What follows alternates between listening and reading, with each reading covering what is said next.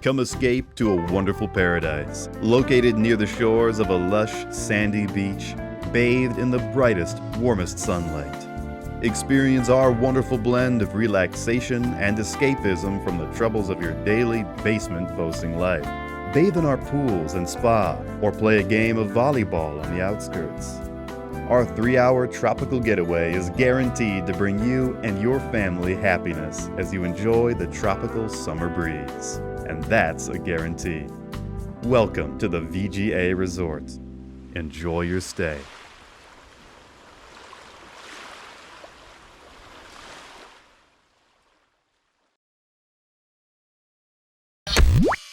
Hasselhoff Award for Best Representation of Men.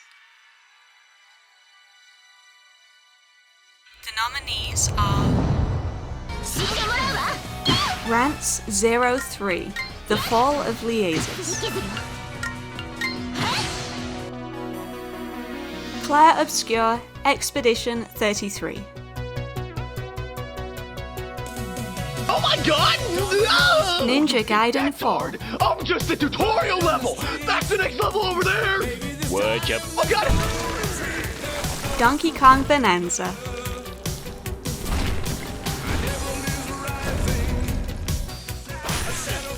Like a Dragon, Pirate Yakuza in Hawaii.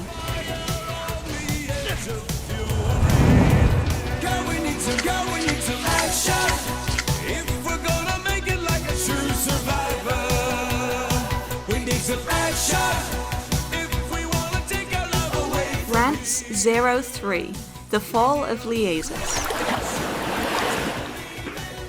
Oh my god, my outfit carries in the cutscenes. Ha ha ha ha ha.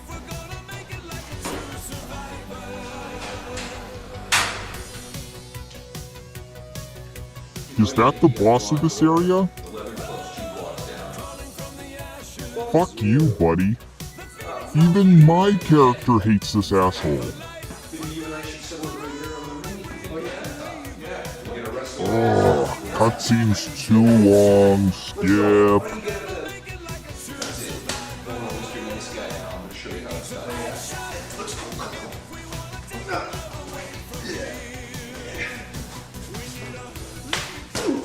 Oh, come on! He can hit me while I'm grabbed? How is that fair?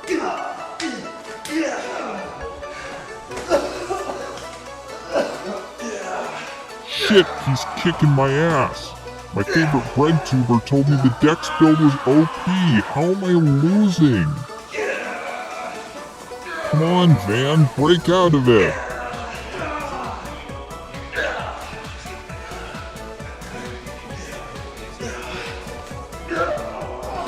He gives me no openings.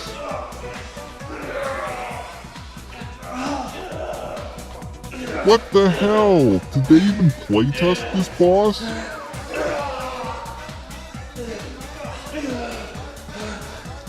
I'm mashing as much as possible. I'm gonna break my controller, man.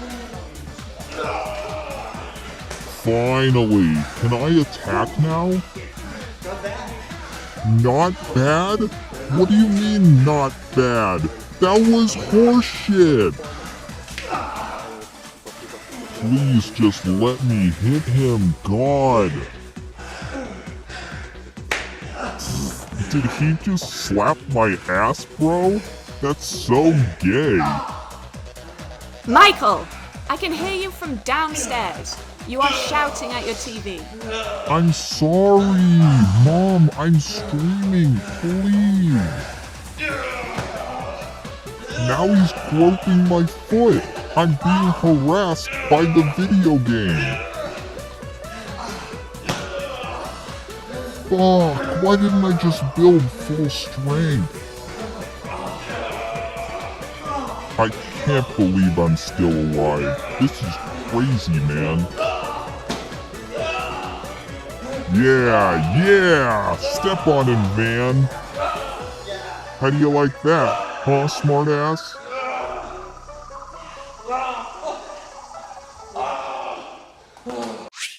What the? Wait, assault him? Chat, do I do it? What do you mean, assault him? Whoa!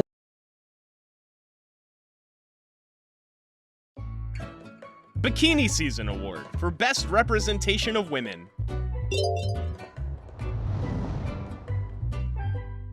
The nominees are Dispatch,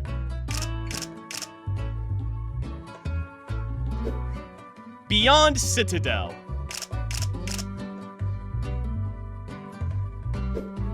Claire Obscure, Expedition 33,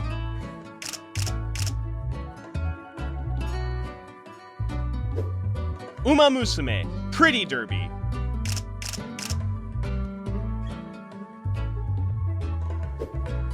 Hollow Knight, Silk Song,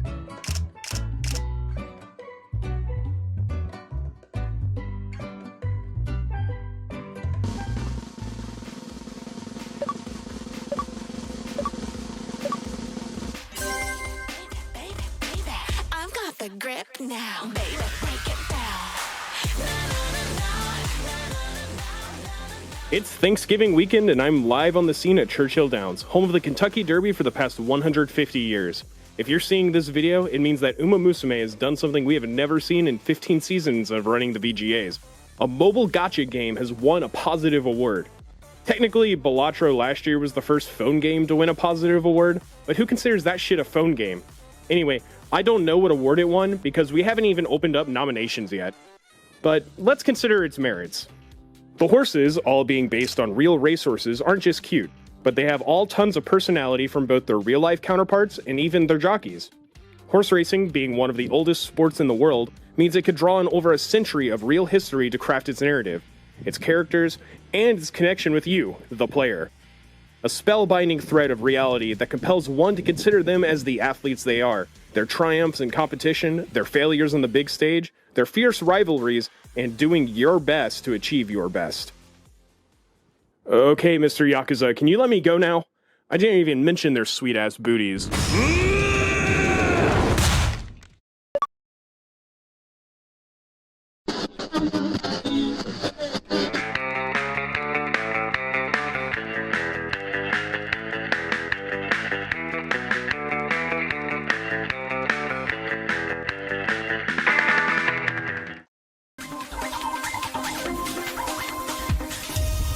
VGA exclusive premiere.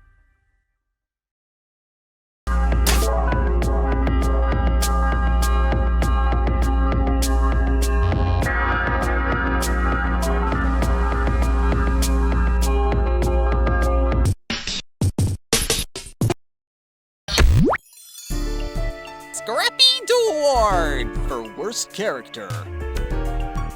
The nominees are You hit hard for a ghost. Atsu,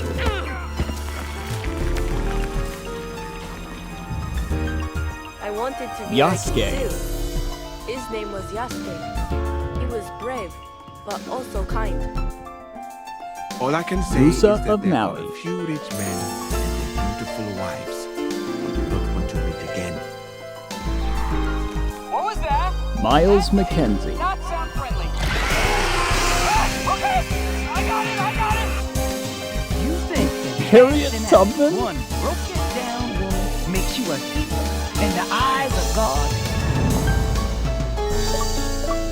Man, this year really did have some stinkers, didn't it? All these characters are garbage. What is wrong with modern writers? Seriously. Ugh, Yasuke.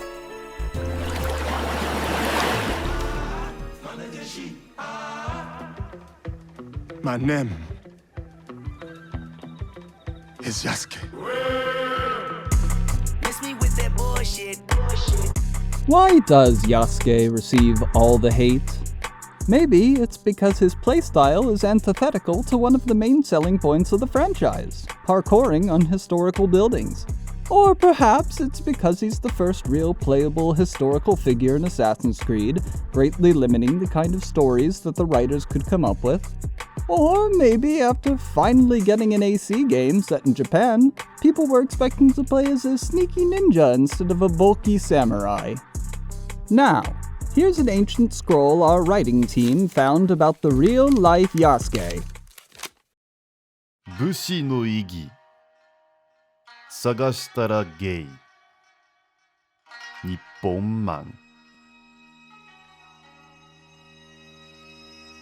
Within 4 seconds of meeting this man, I knew he would change the history of Japan forever. Born as the strongest in his village, he was captured by slavers who instantly recognized his incredible virtues, treating him harshly but fair.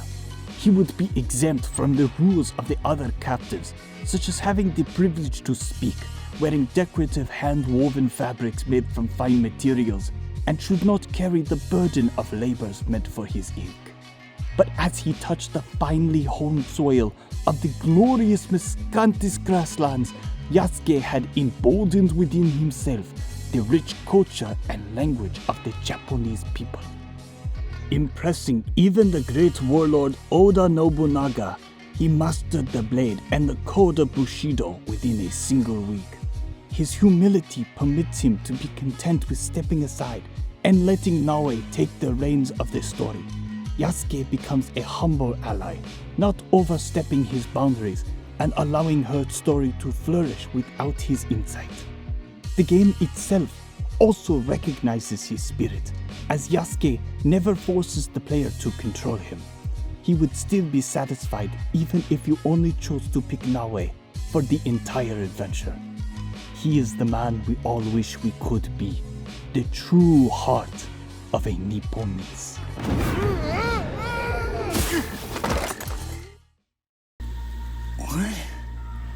What now? Samus? Samus Aran? Hey! Hey, Samus Aran!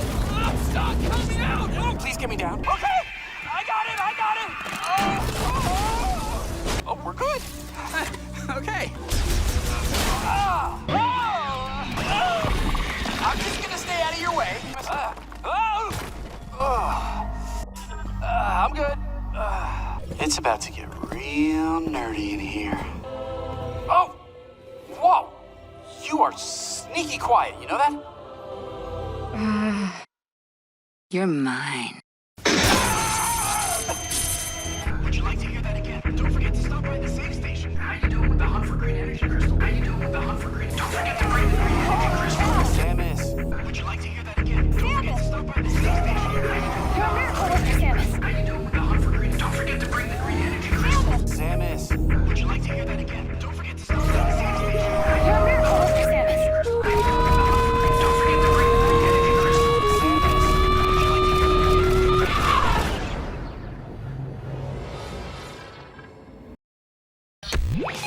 Silent Protagonist Award for Best Character. The nominees are Kirby,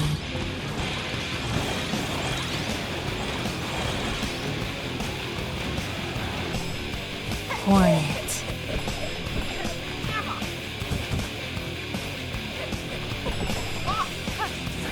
Goro Majima,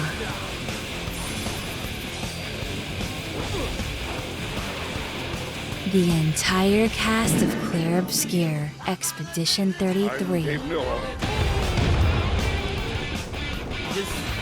Rick. Look at the screen. It's so hard to even see. Look at the screen, Hornet.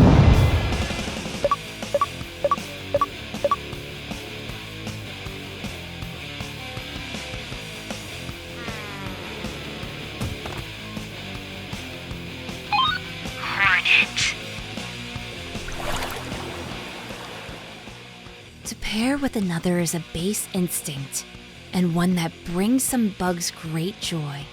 I once sought similar union, but of my own mates, none could match my lifespan. Hornet was already one of the most mysterious characters in the lore, and having to wait so long to see not the conclusion of her story, but the beginning of it, was certainly devilish on Team Cherry's part. Even though Hornet speaks more than the original protagonist, she's always been defined more by actions and body language, something our little knight friend from the first game lacked. She gracefully bounces off of enemies, lays traps and gizmos with extreme conviction, all while staring resolutely ahead as if she has no other option. Even as part of the story when she loses everything, her demeanor still goes right back to questioning how to get past this minor setback. And she does just that, a brief stint in the nude before continuing on like nothing ever happened.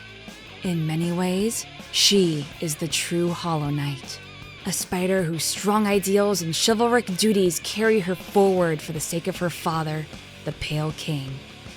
Even getting to save the lady of her dreams in not so much a castle, but a giant black sludgy pit of a void.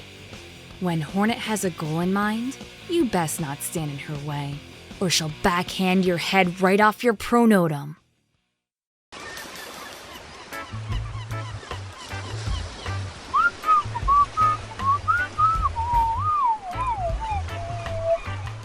Oh, how I love to relax on the beach.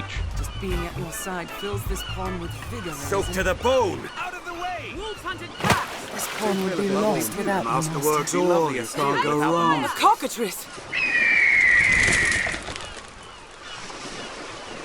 This looks interesting.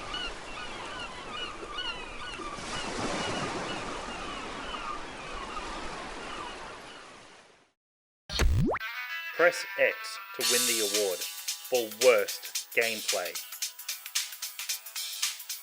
The nominees are Mind's Eye,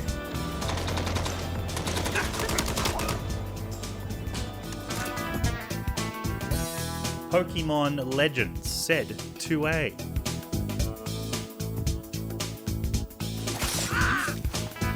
Assassin's Creed Shadows,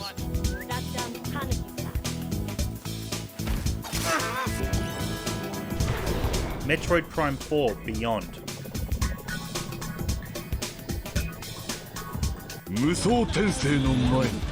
Vampire the Masquerade Bloodlines 2,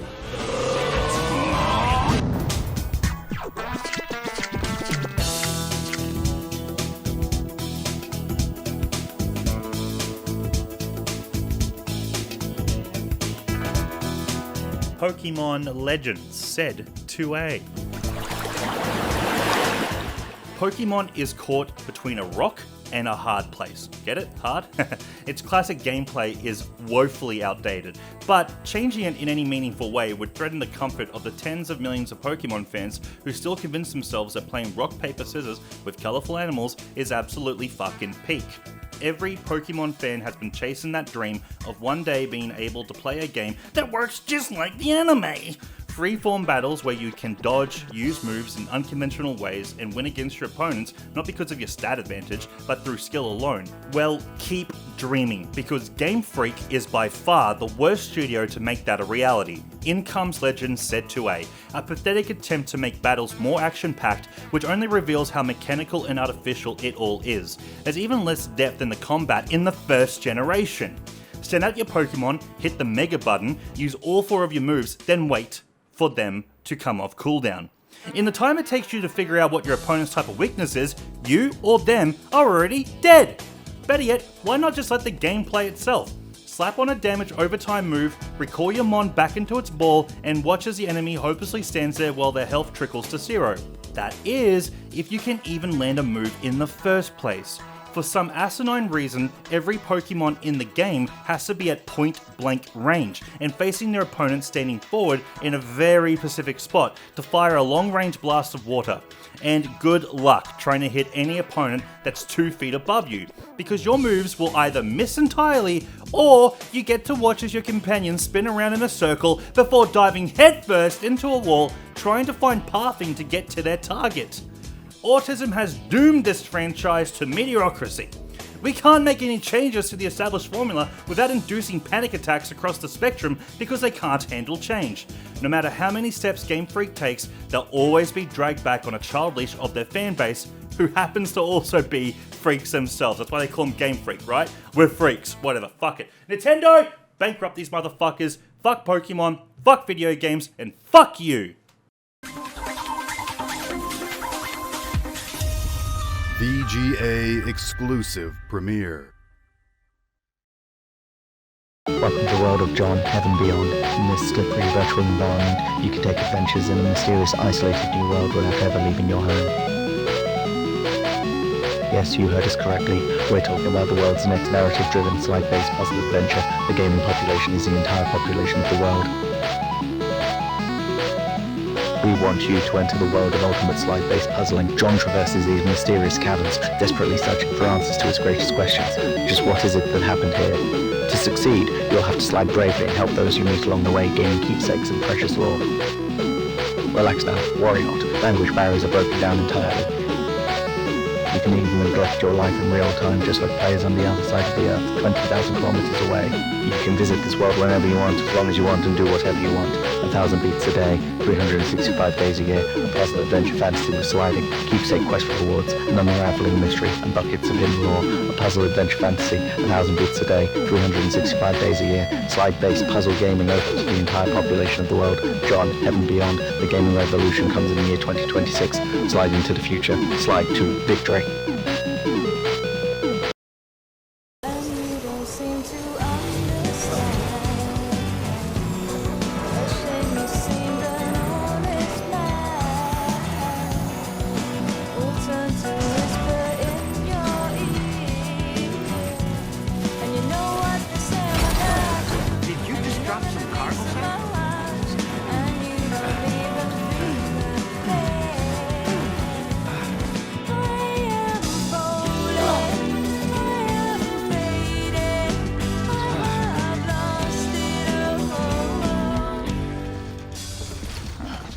Hey, mine's heavier.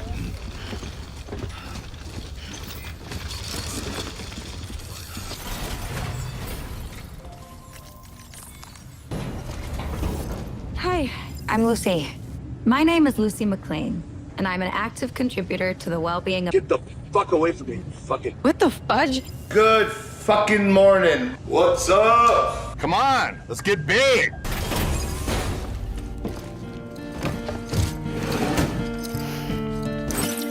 Alien Blaster, Grim 12G, Titanite Slab, Frank West's Camera, Lulu Milk, Grand Soul Gem, Scatter Laser, The Bad Touch, Sandwich, Wumpa Fruit, Gunblade Revolver Sword, Luso Clemens Pizza Cutter Sword, Laptop Gun, Snake Sunlight Gun, Lane's Earth Rocker Skating Tapes, Hyper Blaster, M920 Cane, Rhino 2, Nico's Phone, Laser Craftwork, Godhead, Holy Moonlight Sword, Golden Gun, Little Mac's Stolen Bike, Photo of Lightning Smile, Christopher Robin Baseball Card, Tifa's Orthopedic Underwear, Ambrosia, Big Daddy Plush Doll, Quest Cape, Ashbringer, 2B's Virtuous Treaty, Tornasol, Jailbroken AX400. Oh, busted. The news. President Dude announces Londi has been killed by Makoto. The Colonel executed by firing squad. Alex Eggleston was executed by Amelia and Billy Kane. Dorito Pope, Miss Piggy, Joseph C. Joshua, Graham created a safe garden for rescued Chow. J.C. Denton caught Futaba, Spider-Man, Morrigan, Ellis, Razor, Bartender Jill, and Bam Margera in an underground illegal poker game hosted by Letitia, the trash lady. Well, shit. How you doing, Letitia? Yo!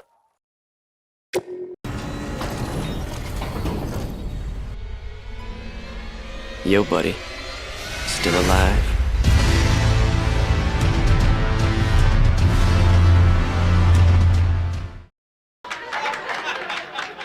You know, these video awards are a lot like current day gaming. Well, how's that? They're both pay to win.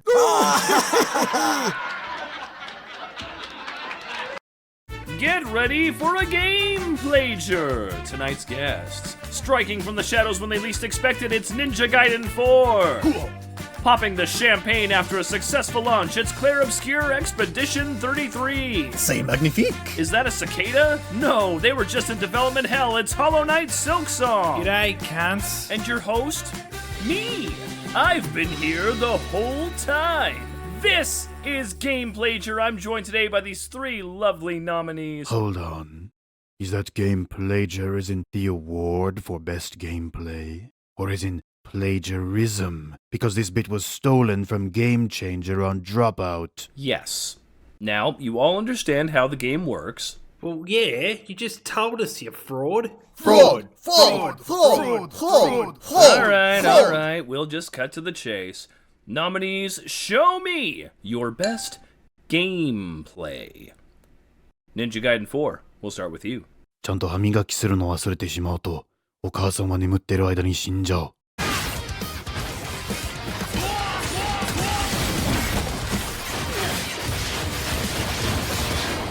Very nice, Ninja Gaiden. Let's say 202 sweet points for you. Claire Obscure, what have you got? Nothing your feeble mind could ever comprehend. Behold!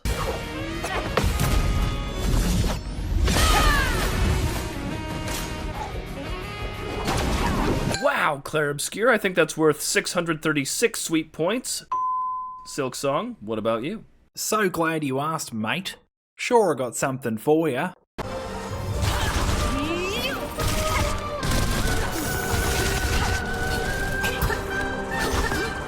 Very impressive, Silk Song. Let's say 612 sweet points for you, and if I'm not mistaken, the final scores are... Hold on, I'm sorry. What was that? Nominees, it appears the voters have come back to us with an update. Claire Obscure, I'm sorry to tell you this, but, Oh, you're going to call it Perislop, aren't you? No, I'm a millennial. I was going to call them QuickTime events. But yes, the voters have said that it's not really gameplay. We'll have to deduct 400 sweet points from you. Oh, merde, sacre bleu. Which makes Hollow Knight Silk Song our winner. Yeah, get fucked, you dog. That does it for us here at Gameplager. I'm nobody in particular, reminding you that if fun is a buzzword, then someone out there is Queen Bee. Good night.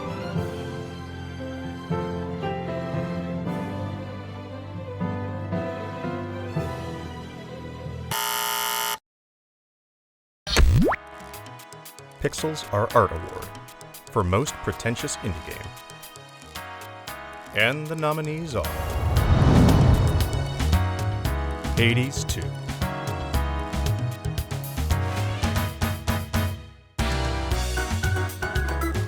Delta, Chapters 3 and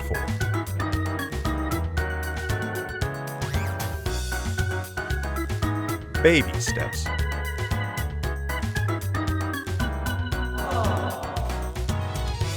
All from Expedition 33. 30 developers. But we did have some external help from our publisher Kepler and Ebb Software. South of Midnight,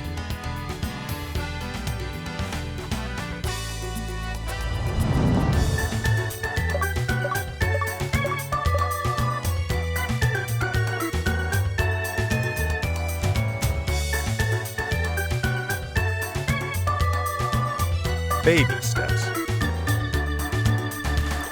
From the great minds who've worked on QWOP, Getting Over It, and Ape Out, collectively comes something so inhumanely regressive that you might feel sick playing it. You start out looking for a bathroom, but you take, wait for it, baby steps to climb a big, slippery mountain for the perfect pissing place. All the while enduring Bennett Foddy's physics funhouse by controlling a character who feels bad on purpose through a host of rage-baiting challenges. For most people, the potty humor slapped haphazardly into every conversation is already insufferable. But combined with Nate being Nate, you'll want to bash your head in with a rock 3 times as hard. It's just the latest of those postmodern, funny, quirky Chungus games that most people already got over the first time Potty posted it.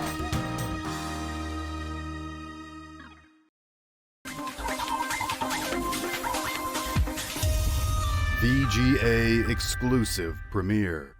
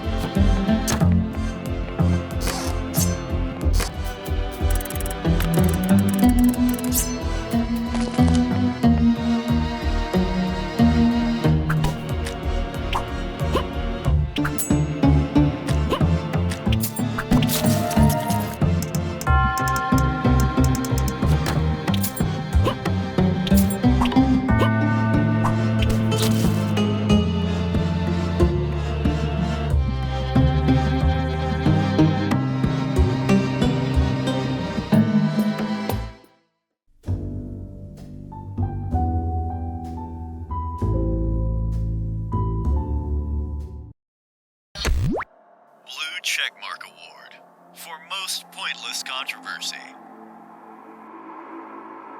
The nominees are They actually also know which game is going to win next Larian Studios. and the year after. Now, how do I know this? Well, any grenades, anything. Stop Killing Games. Heal him. Yeah, just heal me. Just come back a little bit. What's on me? Sitting bear form. It's not. Deltarune's Noel Rape Scene.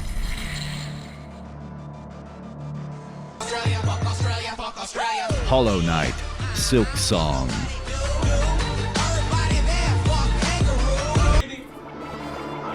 Claire Obscure, Expedition 33.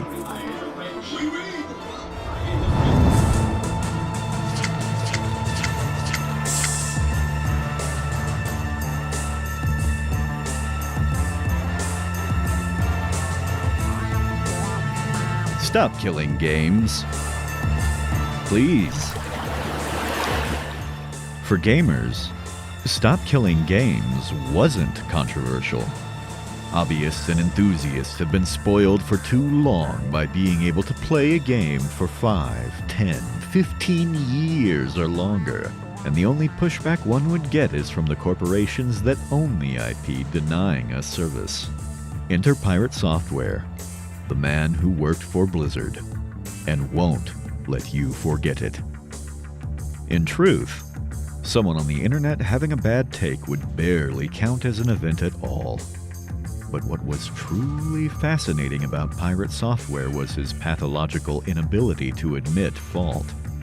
He stood tall as a tangible, personified opponent to the movement that remained unconvinced, unwilling to apologize, even after the backlash. With his tongue all brown from bootlicking his corporate masters, who, moments earlier, had their boot shoved 27 centimeters into his rectal cavity, he doubled down, tripled down, and quadrupled down until the flaming garbage heap emanating from him was finally extinguished.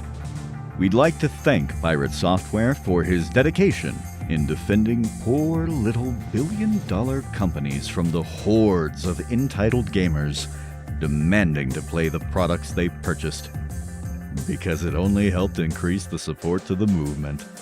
Thor's legacy is a tale of pride and hubris worthy of a Greek tragedy. You guys both ignored me for my birthday? That isn't true. I sent That you a is text. true. No, you did not. Bullshit. That was last year. Bullshit. I got nothing. You sent me one last year. Did I send you one last year? My shitty son. Oh, man. It was last... Wow. Redemption Arc Award for biggest redemption in gaming. The nominees are Hollow Knight, Silk Song.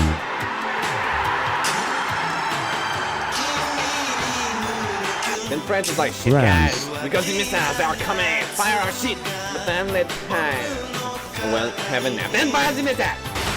Ninja Gaiden. Whatever your clan is fine, it ends here. Now.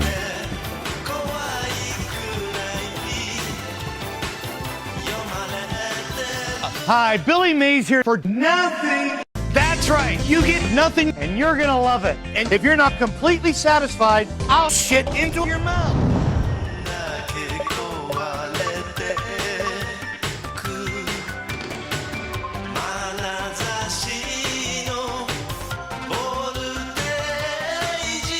Nobody. But I'm not done yet.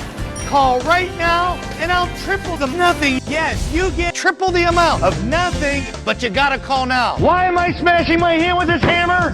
Why am I smashing my car with this hammer?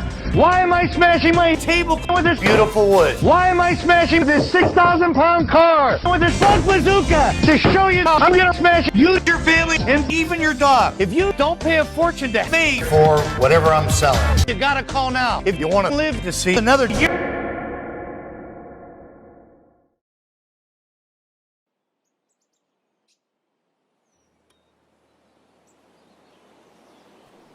So here we are again. It's always such a pleasure. Remember when you did this twice? In a year where we actually had some contenders for the throne, you refused to let anybody take the top spot. Were you really that salty that Valve didn't announce Half-Life 3? Was Silksong delayed so much that Team Cherry must pay for their crimes against the fanbase? Or what about Ninja Gaiden? They released 3 stellar games a single year after letting the franchise lay dormant so long. Even Clair Obscur tucked its tail between its legs and raised the white flag. But here we are, defiant to the end, as usual. You know what, V? You're right. The companies that have built and defined the past 30 years of video gaming have all been stained by scandal or bitter disappointment. Getting excited for indies is hard. Getting excited for innovation is hard. The hobby has seen a near total takeover in AAA by soulless corpos, normies, and idiots. It's a rough divorce, even before you consider that which you once loved is now also dying of cancer. It's hard to pay attention to the pretty young thing across the bar when you have so much personal turmoil to grapple with. Your past wasn't a mistake. The time you spent with them wasn't a mistake. The mistake now would be to not learn, to grow, move on, before this feeling eats you alive. Take a break from this whole mess. Go outside. See an old movie. Feed some ducks. Call your mom, I'm sure she misses you. Tell her about the movie. Tell her about the ducks. And maybe, once you return to your phone or computer for some posting, you'll have a new perspective on yourself and what it means to be human.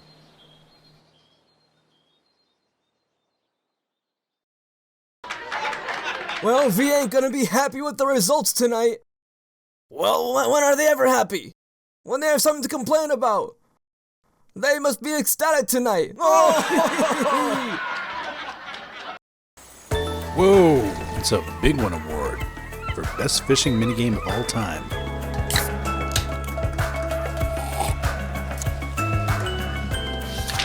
The nominees are Old School RuneScape,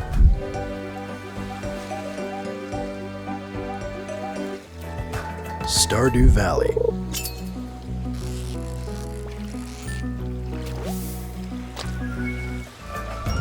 Sonic Adventure,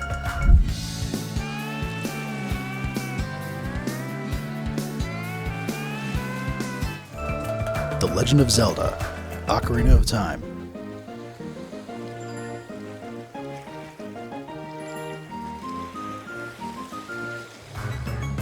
Animal Crossing,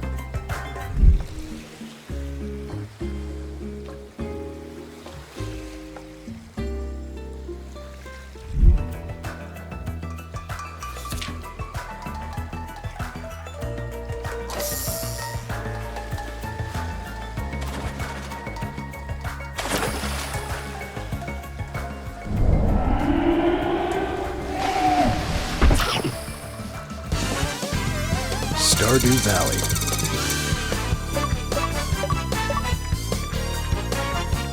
Fishing, the quintessential minigame. A great way to wind down when you want to waste time in your time-waste activity. Out of all the fishing minigames, we just keep coming back to Stardew Valley. Well, I can't truly deny it demands a lot from you.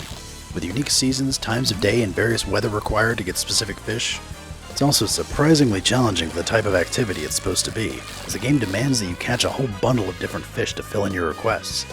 But at the end of the day, it's also one of the best examples of how fishing is supposed to be in gaming. Something to dive deeper, to make you feel like a part of the world you're playing. A side gig when you're stressing out about the main quest. Just chill out, hit up your favorite music playlist. Play out your boomer fantasy of ignoring your nagging wife for a nice piece of bass. It doesn't get any better than that. Now, where's that purple star glacier fish? Oh, you son of a bitch. Come here, fucker. Sir, please present your fishing license.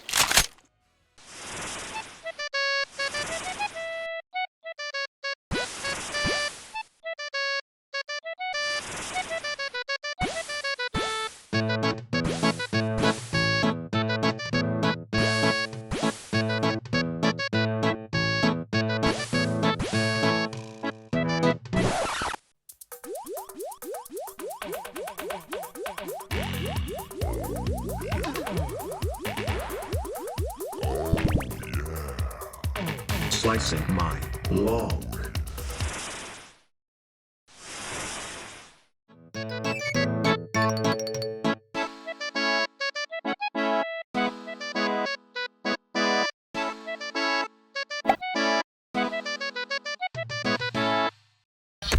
Please Be Good Award for most anticipated game of 2026 and beyond.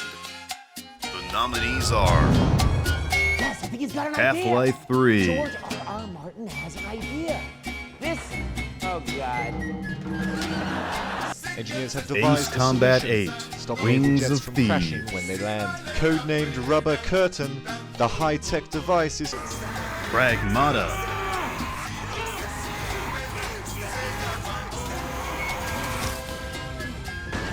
Okami Sequel,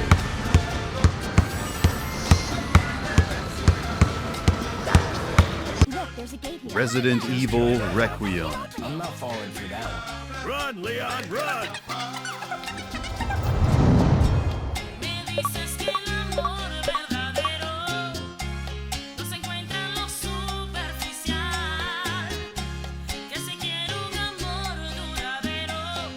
Half-Life 3. You know this game isn't technically announced yet, right?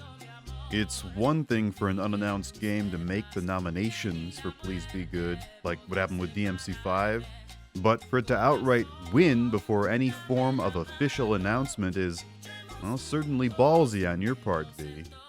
I know most of us got caught up in the Hopium train before last year's The Keeleys, but in their typical fashion, Valve won't announce anything before they're absolutely sure it is up to their own insanely high standards. We should know, Half-Life Alyx was pretty much shadow dropped 6 years ago. Oh Jesus, where did the time go? Anyway, whatever they have cooking in their development team, I am willing to wait. Even if it takes another 13 years just to get another cliffhanger. I want to believe. We could have shipped it. Like, it wouldn't have been that hard. You know, the failure was, my personal failure was being stumped. Like, I couldn't figure out why doing episode 3 was pushing anything forward.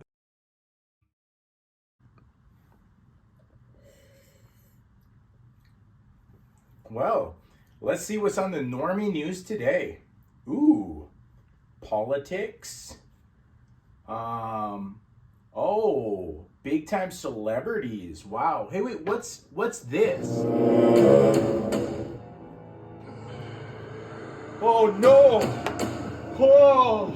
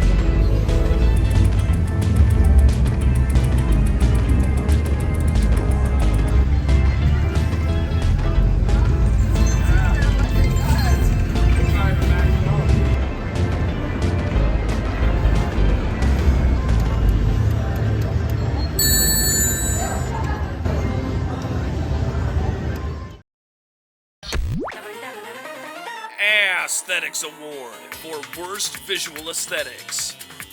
The nominees are The Outer Worlds 2,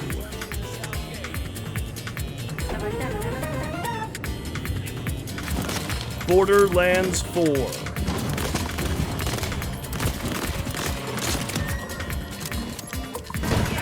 Assassin's Creed Shadows,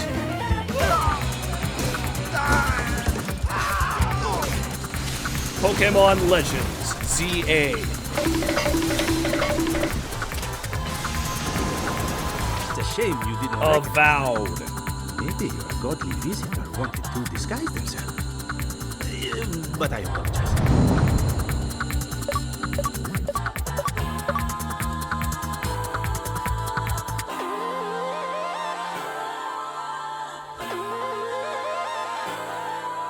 Pokemon Legends ZA. To the surprise of absolutely fucking nobody, the Pokemon Company released another Pokemon game on the Switch using the exact same engine as the last Pokemon games on the Switch, looking just as dog water as Scarlet and Violet did when they won this prestigious award back in 2022, which already looked like shit in Sword and Shield. Instead of windows on buildings, we get painted on textures. Instead of streets, roads, and stepped geometry, we get color grading, texture sheets, and floating buildings. Generation 8 was already an absolute blunder to look at, but here we are, with the upgraded version made exclusively for Switch 2, and it still looks worse than any 2007 game on the Wii. A flat, empty city with nothing going on, no moving cars or people, NPCs with no dialogue or animations, and the same 3 buildings over and over and over. There's nothing left to say at this point because the Pokemon games have been consistently winning this award or landing in the top 5 whenever a new one is released. All we can do is repeat it again and again. It looks cheap, lazy, and we can't wait to see what ambitious effort Game Freak will take with their next title.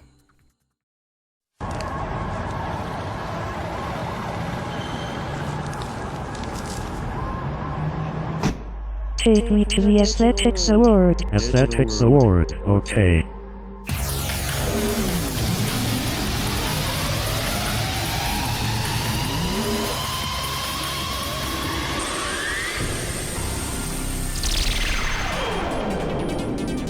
Aesthetics Award for Best Visual Aesthetics. And the nominees are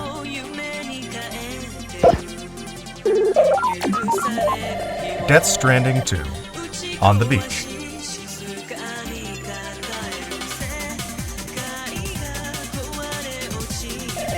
Look Outside,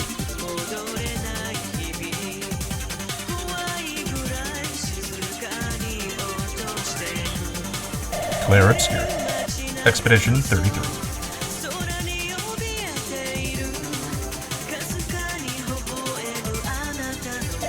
Hollow Knight, Silk Song,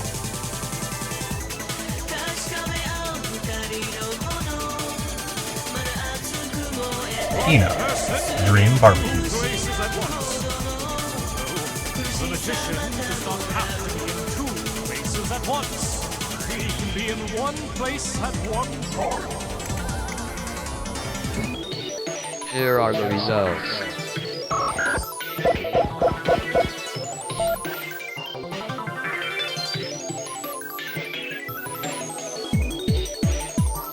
Hollow Knight, Silksong.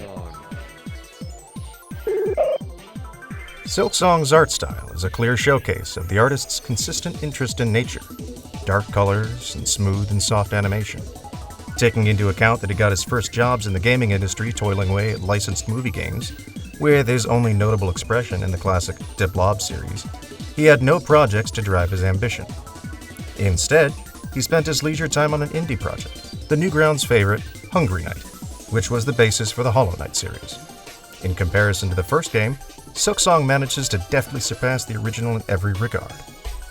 Beyond the expected leaves and dark tunnels for a story about bugs, the game manages to make the areas feel more fleshed out than just drawings on the screen. Interconnected zones feel lived in by its inhabitants, sporting unique cultures, ecosystems, and hazards to keep you on your toes. Gorgeous orange hues radiate off platforms from lava beneath them. Hazy gray steam engulfs the air from the whirring brassy sheen of gears, and memories of great warriors fill the foreground with inky, blotched cobwebs.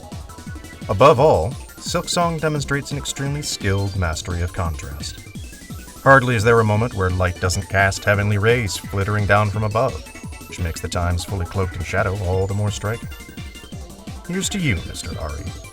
We can't imagine how much of your handiwork created nightmares for the team behind closed doors, but we hope your ambition leads you to your next zenith.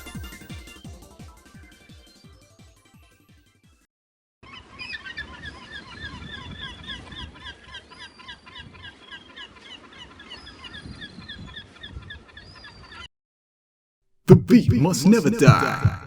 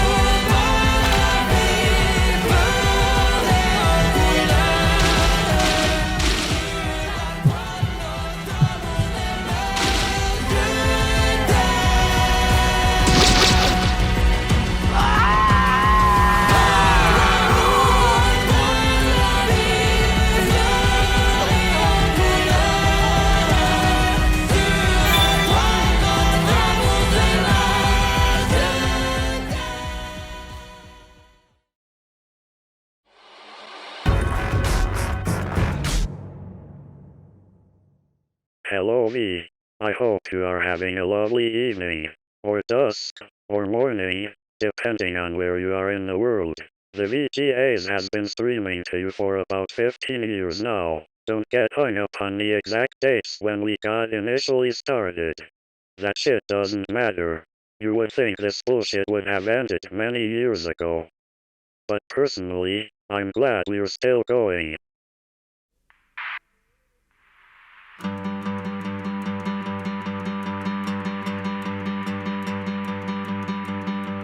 We're coming up, we're building speed.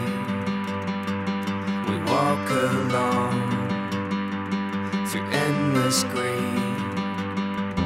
We walk alone through endless nights, and suddenly it's all about to change. And all I could have been, and all I would have been, was lost in time. And all I could have been, and all I would have been, was lost in time.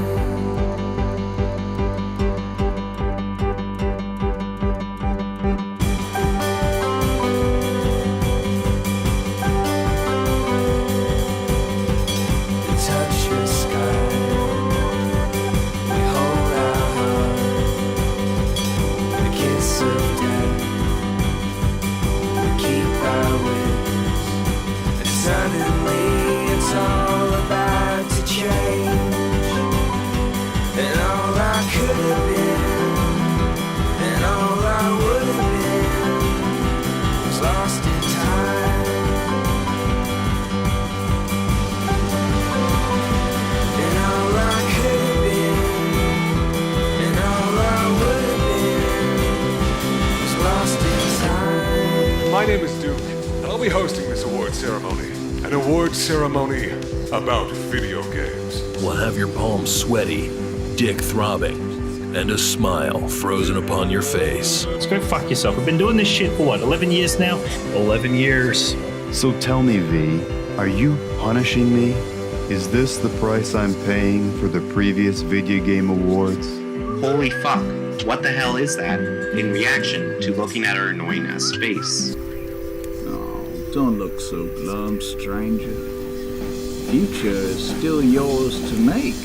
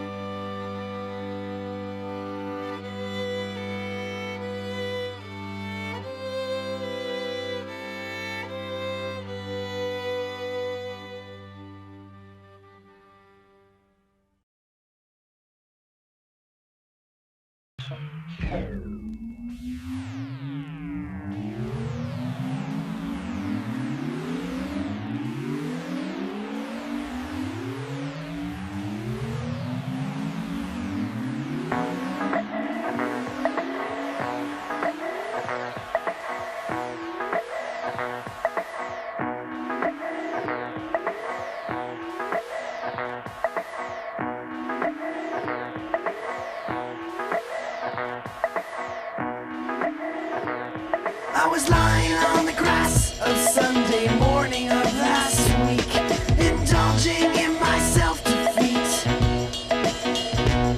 My mind was thugged, all laced and bugged, all twisted, wrong and beat. Uncomfortable, 3 feet deep.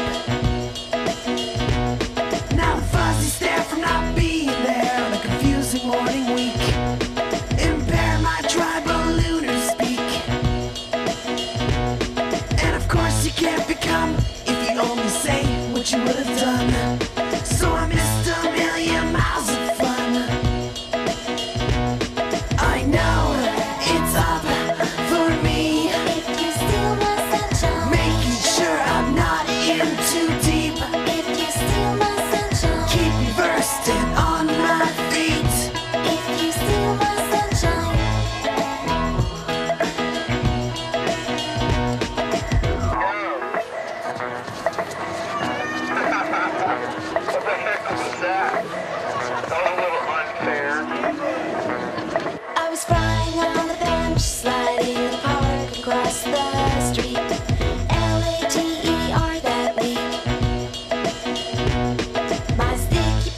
in the making stars out of big fat slurpy treats. An incredible 8-foot heat. Now the funny glare to palely me tearing, staring under heat. Involved in unusual feet. And I'm not only a monk, but I invite who I wanna come. So I missed a million miles of fun. I know it's up for me if you steal my sunshine. Making sure I'm not in too deep. If you steal my sunshine. Keep me bursting on my feet. If you steal my sunshine. I know it's done for me if you steal my sunshine. Not some and hard to see. If you steal my sunshine. Keep me dumb and built to beat. If you steal my sunshine.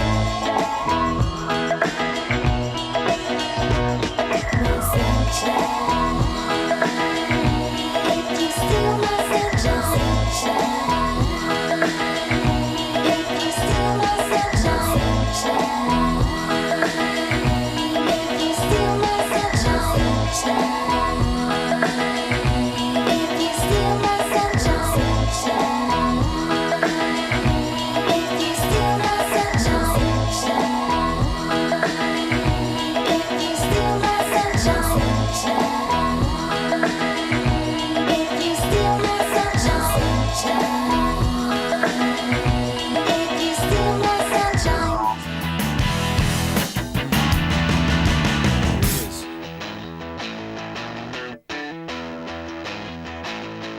Are you feeling that?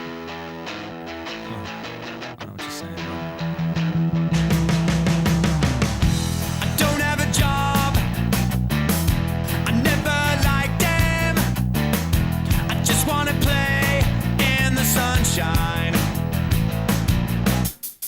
They said I was wrong, but I know better. I live my life like I'm dying. Give me a chance. I'll do my best to kick and scream and dance. When winter comes, I'll turn around. Take me back to the sweet times, the hot nights. Everything is gonna be alright in the summertime. Baby, in the summertime. And even if I have to wait till next year, I don't care. All I know is I'll meet you there in the summertime. Baby, in the summertime, that is where I'll be. Yes, it is. That is where I'll be. I can't complain, 'cause I'm still breathing.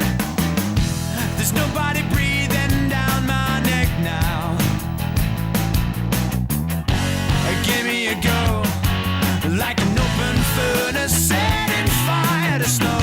When winter comes, I'll ask the crowd to take me back to the sweet times, the hot nights. Everything is gonna be alright in the summertime. Baby, in the summertime. And even if I have to wait till next year, I don't care. All I know is I'll meet you there in the summertime. Baby, in the summertime, that is where I'll be.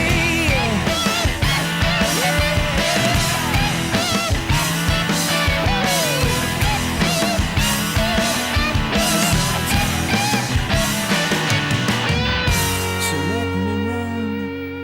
I'll dream until my head weighs 16 tons. And when I wake sometime in June, I'll say, take me back to the sweet times, the hot nights. Everything is gonna be alright in the summertime. Baby, in the summertime. And even if I have to wait till next year, I don't care. All I know is that I'll meet you there in the summertime. Baby, in the summertime. Take me back to the sweet times, the hot nights. Everything is gonna be alright in the summertime.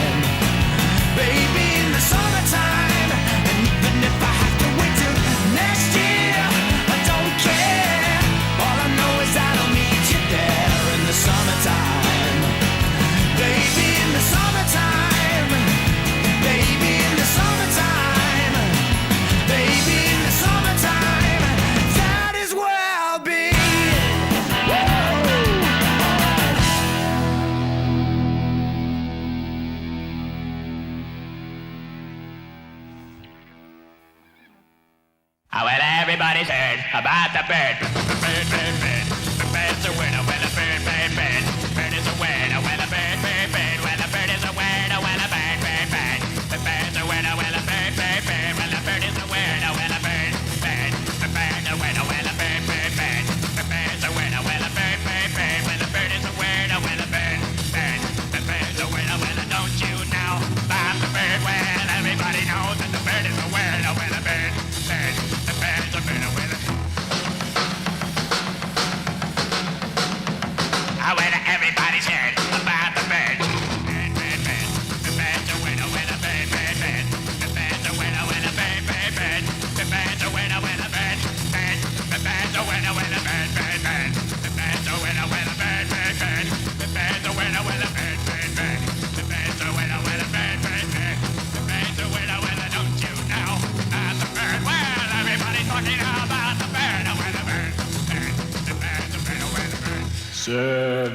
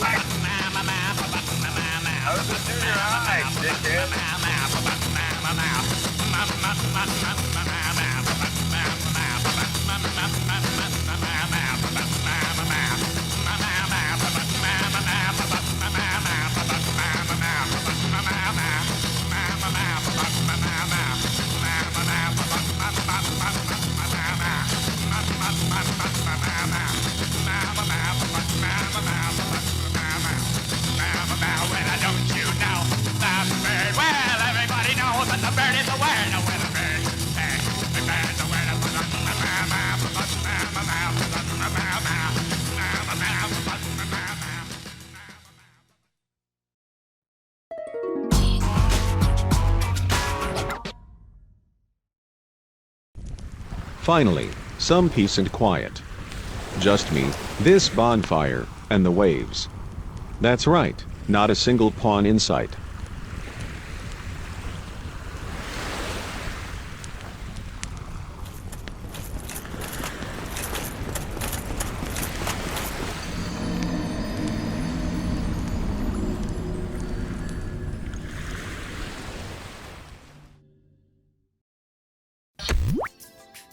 Kami-Gay Award for Best Aero Game. The nominees are Innocent Rules,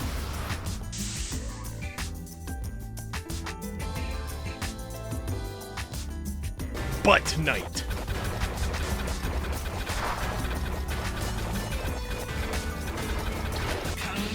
Rance 03, The Fall of Liasis,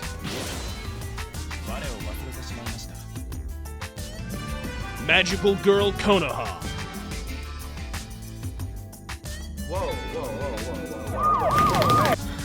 Anomalous Coffee Machine,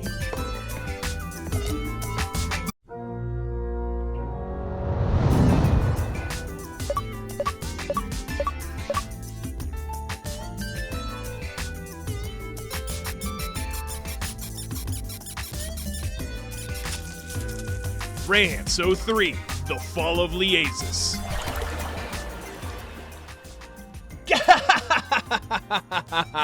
Once again, and probably for the last time, the King is back to take the crown for Best Aero Game. Rance 03 is a remake of the original Rance 3 released back in 1991, and a hell of a good one too. Rance 03 isn't just your average hentai RPG, it's a masterclass in great music, storytelling, and the thing that separates the Rance series from other erotic games: gameplay. For any newcomer to the Rance series, this is an absolutely solid start, since this is the beginning of the real overarching plot. Shortly after the events of Rance 02, Rance lazes all his XP and levels away when suddenly, a bastard prince plots with some Dark Lords to overthrow the local government. Rance is requested by Liasis to rescue the princess, lay waste to the Dark Lords, lay waste to the Hell Minions, and lay all the women he can. Gameplay-wise, it's a pretty solid turn-based RPG. Go from town to town, battle monsters, and get XP on your quest to save Liesis. In addition to Rance, there's a large cast of characters in your party, each with their own unique battle abilities, some sexier than others. Listen, I'm just gonna go off script for a minute.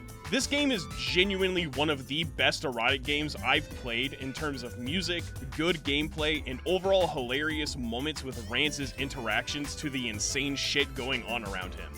And not to mention, without the original Rance 3, the term hyperweapon wouldn't even have existed.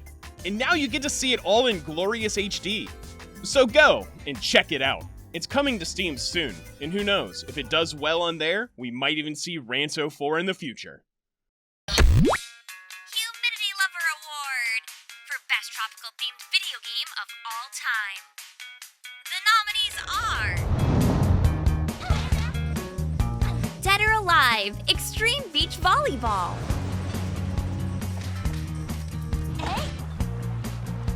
Crisis,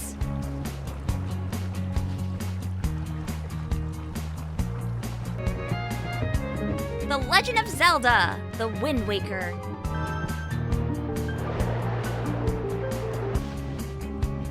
Final Fantasy X,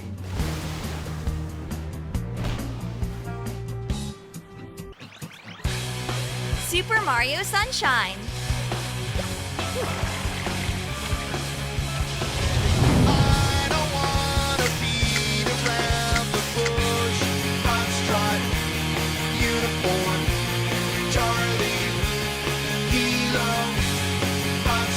Super Mario Sunshine. After speedrunning through Peach's Castle and collecting 121 Power Stars, Mario deserves a long-ass vacation. And it's nice to finally breathe in the sea breeze of Isle Delfino. From the time you become a criminal to the point where you get a talking Super Soaker, you'll soon be putting in hours and hours of community service. Even for an island, Delfino Square has tons of very locales to visit, all with its own colorful cast of residents to keep out of trouble. Everywhere you go, make sure to clean up that icky paint-like goop that future Squid Kids will use to wage wars. But you're not in this alone. Haul some juicy tropical fruit over to your main man Yoshi, and he'll offer you a ride before puking his guts out. Just make sure to take proper care of your animals, kids. The sand, palm trees, ocean, volcanoes, all of it combines into a picturesque portrait of what you think a Hawaiian vacation to be. Minus the Family Marts every 50 feet. It really makes you feel like you can just sit back and watch the waves flow, get a tan, and enjoy life. All while cleaning it up, Janny.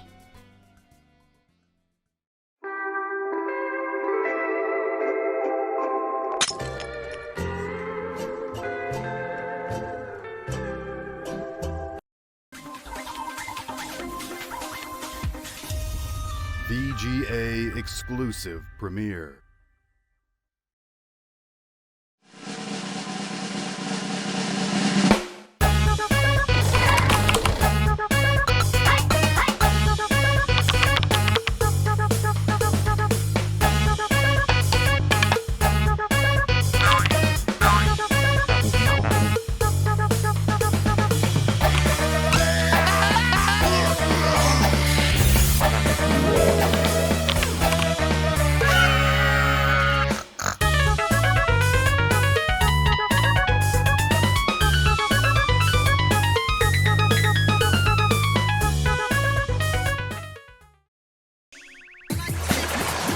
Why award?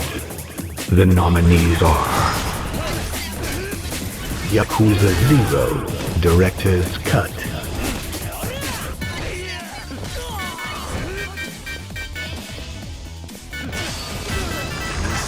Wasn't the world I wanted, but Fallout 4 Anniversary Edition,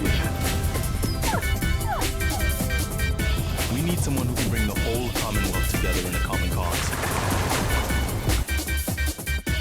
Plants vs. Zombies Replanted,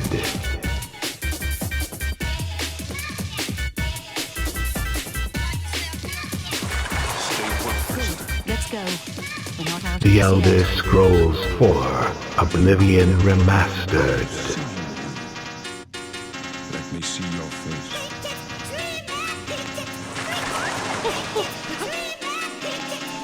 Yukari Play.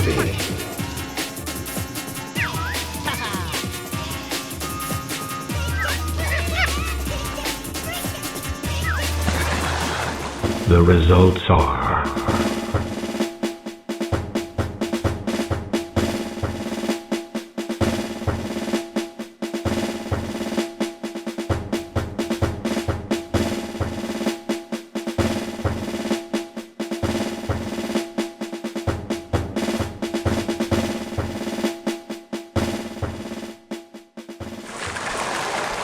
Fallout 4. Ready to fuck some shit up? You are missing out on the game of the year. It's like Skyrim, with guns. Completely open world, dynamic dialogue choices, multiple playstyles. Make sure to pre-order the Vault Boy edition so you can use your own version of the Pip-Boy. Make sure to download and play Fallout Shelter. When you go to purchase your game, don't forget to pick up a 6-pack of Nuka-Cola made from real cane sugar, exclusively available at your local Target. Exclusively available at your local Target.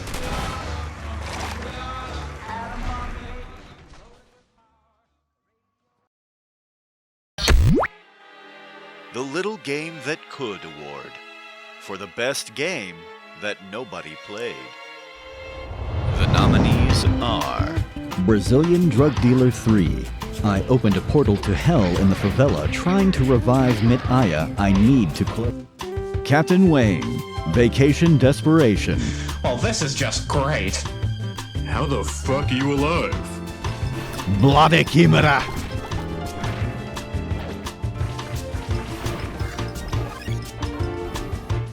Gal Guardians, Servants of the Dark.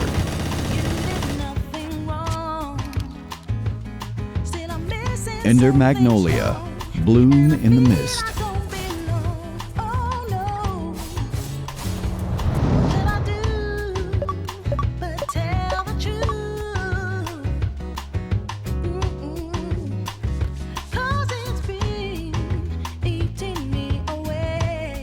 Brazilian Drug Dealer 3. Ah, isso aí, porra! Finalmente o jogo brasileiro ganhando essa merda. Teve Dodgeball Academy tempos atrás, vocês esnobaram o Mullen Mad Jack. Mas agora não tem pra onde correr não, o bicho vai pegar... Ei, Party's ei, over. You are going to Brazil. Não, eu fui esculachado. With its stark visuals and insane soundtrack, Brazilian Drug Dealer 3 is the antithesis of a polished game. A look back in the history books might have you doing a double take, asking if this is Cruelty Squad all over again. But don't be fooled. This Quake Total Conversion mod is Sao Consolo's very own. A Gambiara to the glut of AAA slop that takes $70 to play and dozens of hours. This game takes you through various neighborhoods inspired by real-life Brazilian locations and shoves local flavor right in your face. For like $5. At most, it's like $3 right now. A crash course in Brazilian memes and culture. Unfortunately for us, that didn't stop you meme-loving fucks from voting this visual mess of a Quake mod into winning this year's Underdog Award. And now, for the first time in VGS history, a developer will be giving an acceptance speech. Introducing the winner of Best Game Nobody Played, Joguinho. Fala galera, quero agradecer aí a geral, entendeu? Fiquei muito impressionado que eu nunca pensei que um jogo que eu criei às 3 horas da manhã dentro de uma kitnet em São Gonçalo ia chegar tão longe. Um jogo que eu fiz com nenhum centavo. Eu todo fudido de dinheiro, não conseguia nem pagar minha kitnet direito que eu moro, entendeu? Então ver um jogo que eu criei na merda chegar pra galera curtir tanto a nível de dizer que foi o melhor jogo que ninguém jogou, eu fiquei feliz pra caralho, mano. Eu nunca pensei que esse jogo ia ganhar algum prêmio, alguma coisa. Foi feito com o meu coração, entendeu? Eu fiz com muito amor e carinho. Eu quero realmente agradecer a todo mundo aí pelo amor, entendeu? Porque é um projeto que tipo, foi feito com literalmente porra nenhuma, nenhum dinheiro, entendeu? Ter chegado tão longe é bizarro, eu fico muito feliz porque eu botei meu coração nesse bagulho.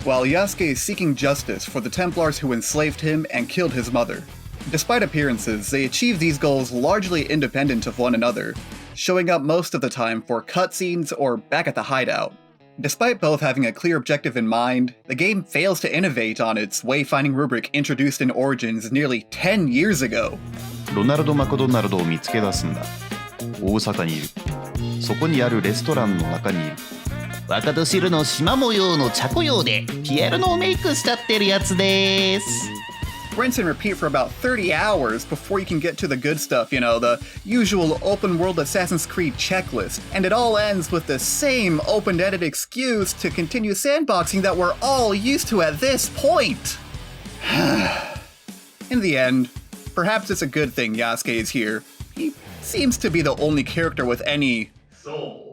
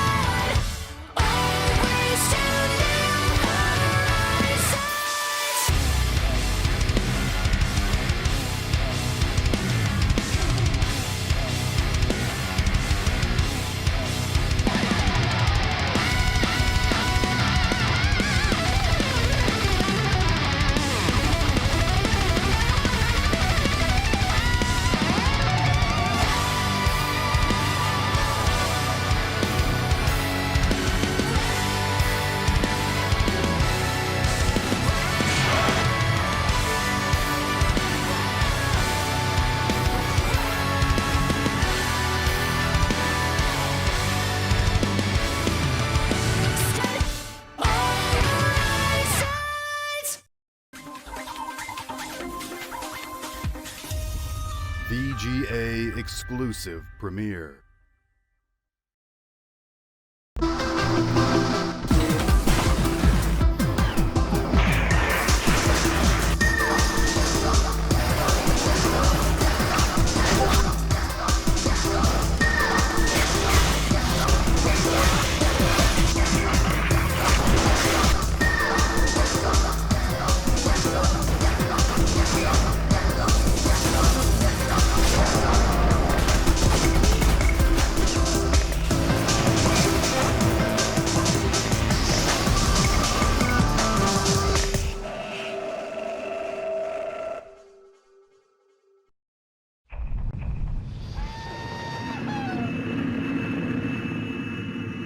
Hey, what about Major Cobb?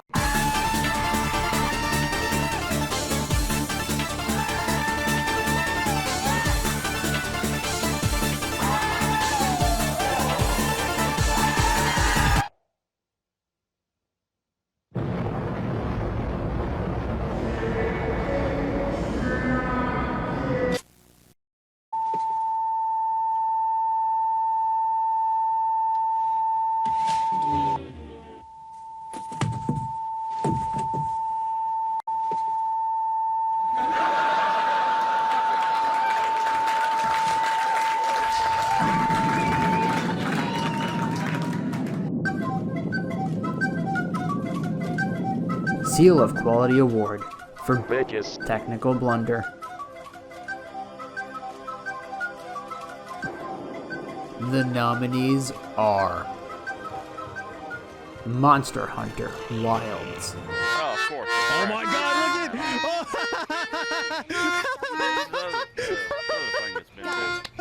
at Pokemon Legends ZA,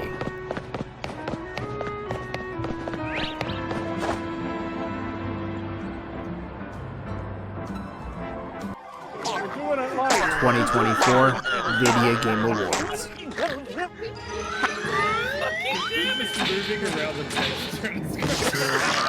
Whoa, Reddit, you're choking! Borderlands 4, Absolutely. Could you spare some? Yes, I could. Will ya? How come? Because I believe you will buy booze with it. I just want to get from my car to the office without being confronted by the decay of Western society. Plus, I'm cheap.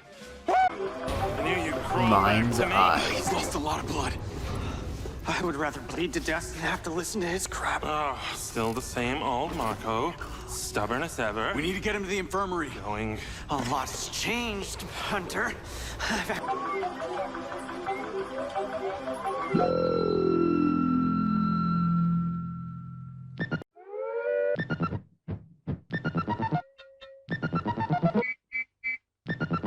Pokemon Legends ZA.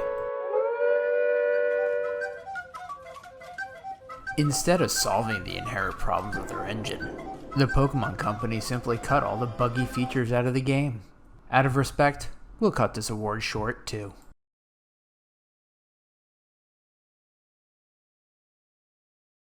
Alert! Chicken Water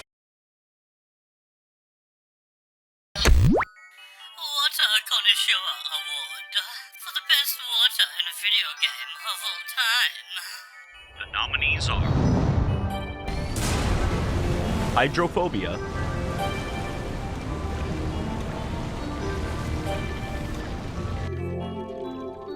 BioShock,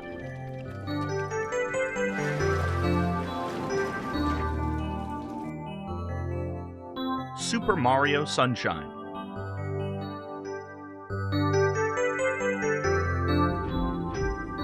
Subnautica.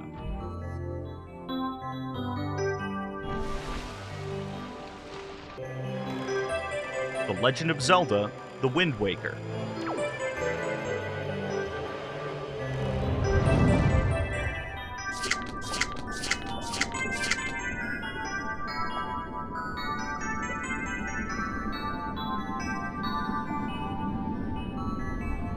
Subnautica. In the wise words of Mario Wii U, amazing water in this game. Nice water. Great water. Just some ways you could describe water. To some, it is a pivotal aspect of game development. The closer we get to realistic water, the higher quality those games will be. But on a surface level, water is only used as a landscape, another terrain that acts like land, except you can swim across it. Few games have ventured below the surface, where Subnautica reaches its refreshing new gameplay dynamic. Unlike other games, where the area you can explore is only the path you're allowed to walk on, Subnautica gives you a giant box of water where you can touch every square inch of it, no matter how far or how deep. At first it feels like the worst of the dreaded water levels of old, managing your oxygen levels, moving with the speed of a wet sloth, and all the fish are laughing at your pathetic attempts to catch their brethren as you return to your base empty-handed yet again. But you got something they lack: an engineer's brain and the ambition to show those water breathers that man can conquer the oceans too. Soon you'll be crafting flippers and propelled jets to glide effortlessly through the water like a crimson ray. Oxygen tanks and pressure suits to make even the deepest of abyssal trenches your own private getaway. The entirety of the planet becomes your oyster, where you are free to traverse anywhere without penalty and find the whereabouts of your missing crew. There's no real definitive way to conclude what game has the best water. Do we judge them graphically? Mechanically? Maybe how much water is in the game? Well, Subnautica wins in all three of those categories, so we'll never know the answer to one of life's greatest mysteries.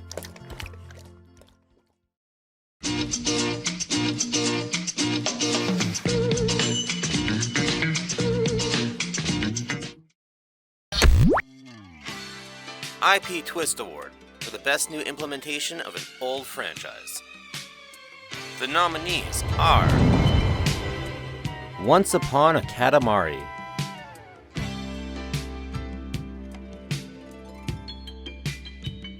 Hollow Knight Silksong,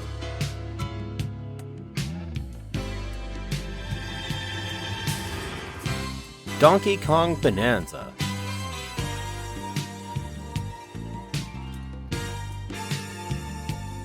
Kirby Air Riders,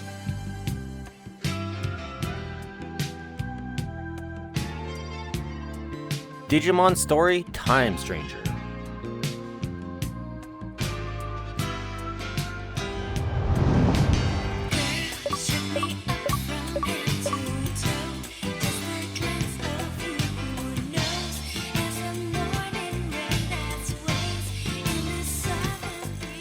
Kirby Air Riders. いやー、ゲーム作りってなんでこんなに大変なんでしょうね。2025 was quite the eventful year for kart racers, with both Mario and Sonic coming out swinging with games that took the genre in bold new directions. But you know what they say, if you can't beat 'em, eat 'em. Kirby returns to the racetrack with an if it ain't broke, don't fix it approach. All the modes, machines, tracks, and songs from the GameCube original return, but Sakurai and his team weren't just content with making it a simple expansion pack to a cult classic. He took his hot rod to the best costume shop in town and made sure you could hear that engine roaring from a mile away. A whole new roster of characters, all with unique abilities, finally destroying the myth that Sakurai hates every Kirby game he didn't make.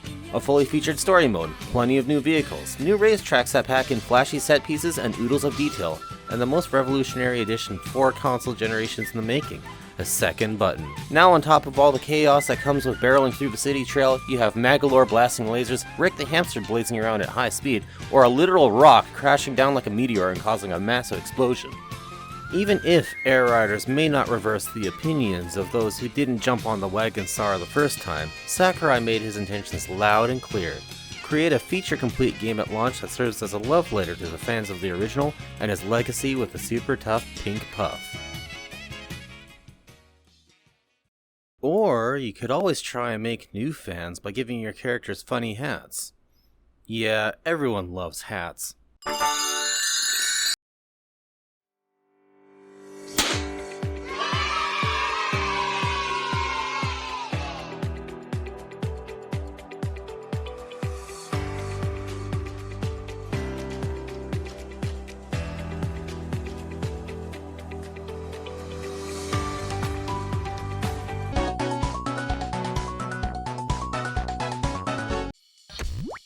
Hate Machine Award for Crimes Against Gaming. And the nominees are SJWs,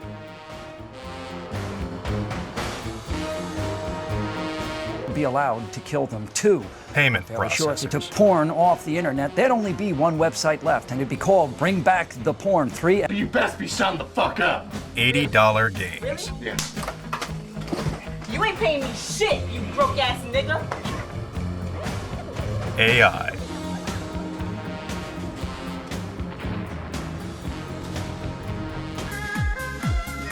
Gotcha,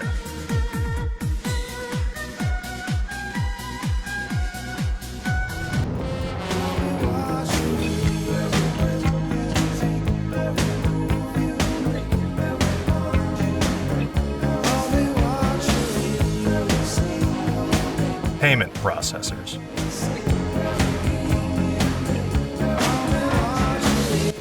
Is a man not entitled to the sweat of his brow? Gaming has asked these deep and strong questions for years, and we, as gamers, usually agree that we should be able to buy whichever games we damn well please with the money we work so hard for. But last year, the unelected fourth branch of world government comes in again to tell us all what we can and cannot purchase. Apparently, if we offend people with our choices of games, or our occasional taste for Japanese art, we're restricted in our financial freedoms. We're supposed to be beholden to moral standards from Karens on the other side of the planet. We're supposed to believe blood-sucking banks have an image to uphold that doesn't allow them to let us buy our smut. One of the worst parts about watching your pastime die is knowing how much money is passed around behind closed doors for the industry to get to that state. Rarely, however, are such deals and proclivities made so boldly and openly public. Bold enough that even non-gamers push back against it. The banks and payment processors should know that porn, well, not even necessarily porn, anything remotely risque, is impossible to contain, and especially in such a moral grandstanding way. Luckily, this time they pulled back, but always remember, you are just one thin plastic rectangle away from being denied your right to buy any of the games that we have in our Eroge Awards, and we will not stand for it. It's my money and I need it now. It's my It's money my and money and I need it now! It's my money and I need it now. it now. Call J.G. Wentworth, 877 Cash Now.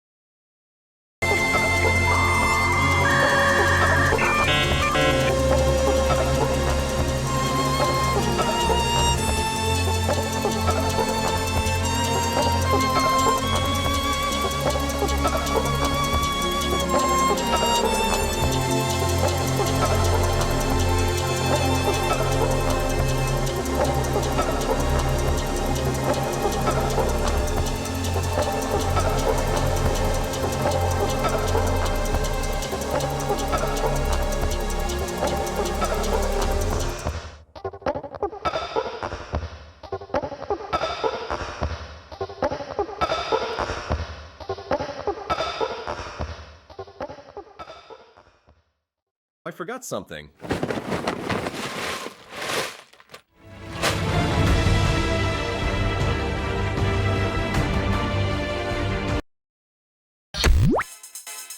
VR Award for Best Game of 1995. The nominees are Donkey Kong Country 2, Diddy's Kong Quest,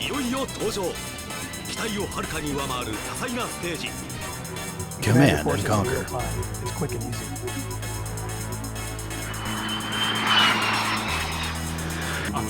Earthbound, 乗り物としてはバスもある結構リアルにこれいいですね言うと Chrono Trigger,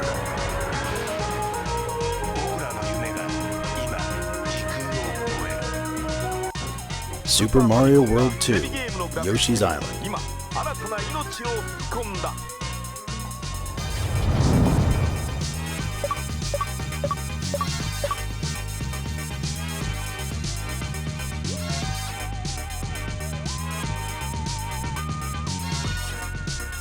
Chrono Trigger.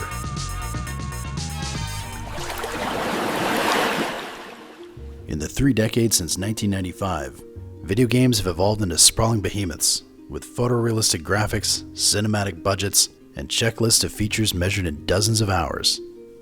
So when people still call Chrono Trigger the greatest JRPG ever made, it's fair to ask, are we all just nodding along to the chorus, praising Chrono Trigger with rose-tinted nostalgia goggles? No, in this case it turns out the game really is as good as everyone glazes it to be. Chrono Trigger was the brainchild of Hironobu Sakaguchi of Final Fantasy, Yuji Horii of Dragon Quest, and some guy, I think you mean Blue Dragon, or Dragon Warrior, something with a dragon. This lightning-in-a-bottle collaboration resulted in the culmination of the JRPG genre's innovations up to that point. Exploration flows seamlessly into combat. Bump an enemy on the overworld and battle erupts instantly on the same screen. No jarring fades or loading. The active time battle system evolves even further, with combo-focused dual and triple techs with effectiveness determined by character positions and timing. It was also the first game to pioneer New Game Plus, letting players restart with their gear and levels intact. The game even lets you confront the final boss whenever you choose, yielding up to 13 endings based on your path. All in all, they just made the world feel so connected. It's incredible when several side quests change the world so significantly, tying up eras and timelines in a single cohesive flow. If you leave Robo in the past to plant saplings, a forest will spring forth in the future and remain there for the rest of the game. If you teach a father in the past the worth of generosity, his grandson in the future will be generous and give you the item that you need. It's all so organically developed, in a way that games today still have issues portraying. Tellingly, one of its only commonly cited flaws would also be considered one of its greatest strengths: its runtime. In a genre bloated with 60 to 90 hour slogs, Chrono Trigger packs so much quality to its 20 hours that it leaves you wanting more when it ends. 30 years later, and Chrono Trigger still stands the test of time. If only they made a sequel.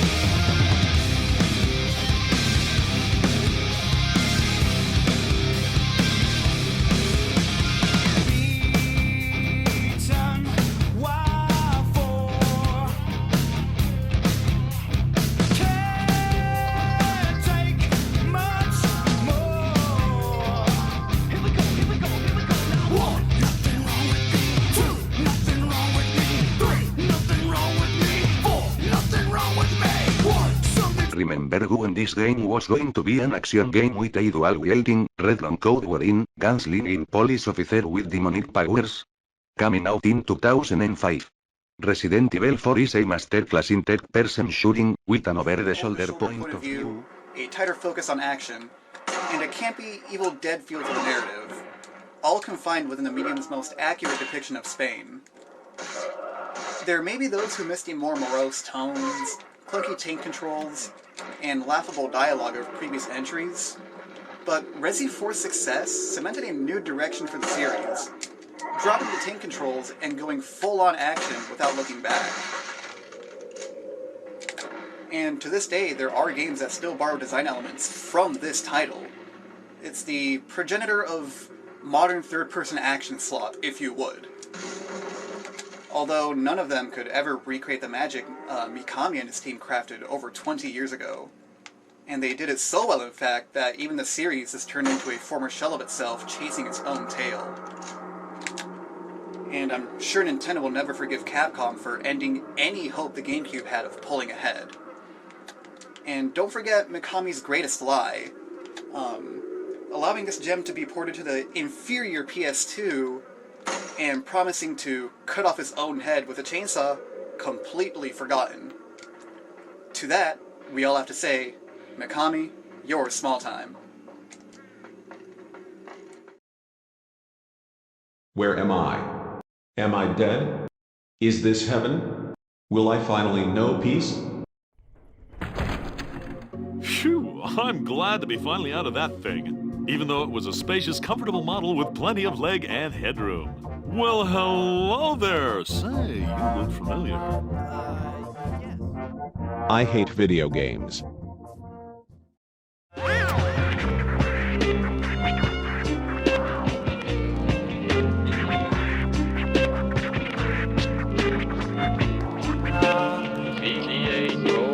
VGA throwback.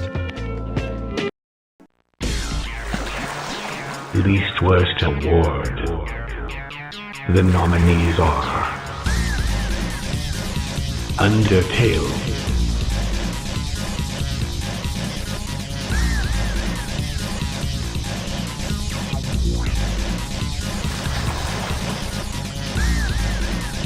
The Witcher 3,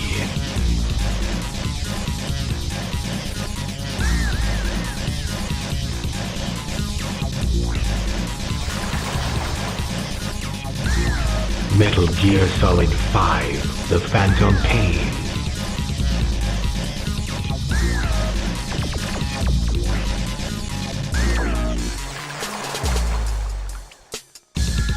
Splatoon,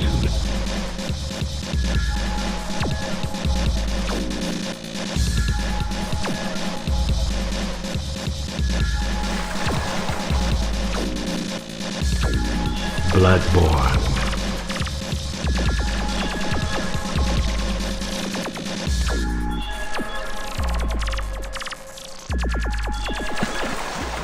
the results are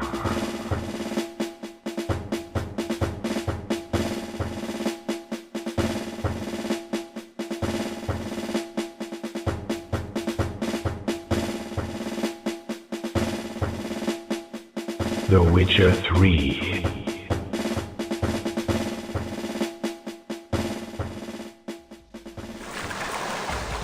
The Polish have done it again. When it seemed like every 2015 entry into the open world RPG genre would just be bland and repetitive, CD Projekt Red delivered another world-class game set in the universe of Geralt of Rivia. This game managed to tick nearly every box gamers had on their wish lists. A story that actually keeps the player interested without seeming too full of itself. A massive world absolutely stuffed with secrets, monsters, locations, and characters to interact with.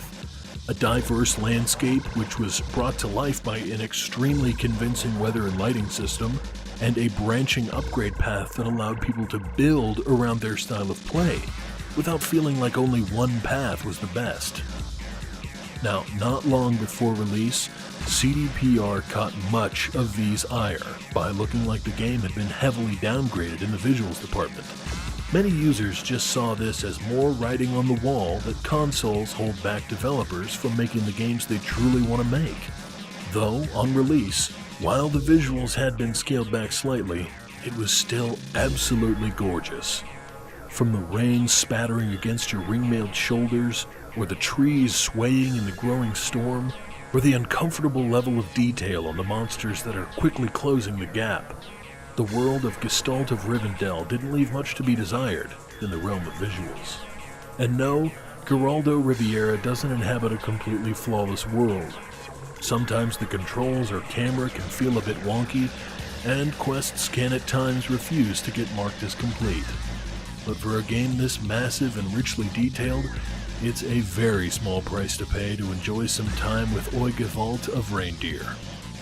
And while most developers are perfectly content just pushing out a game and then maybe giving it a patch once or twice, CD Projekt Red manages to push out huge patches for the game, even to this day.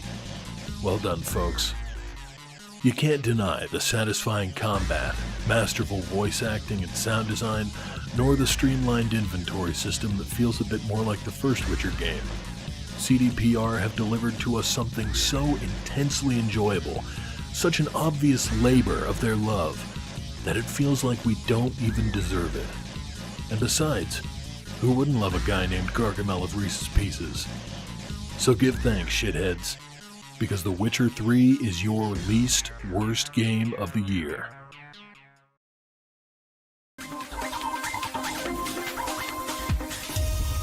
VGA exclusive premiere.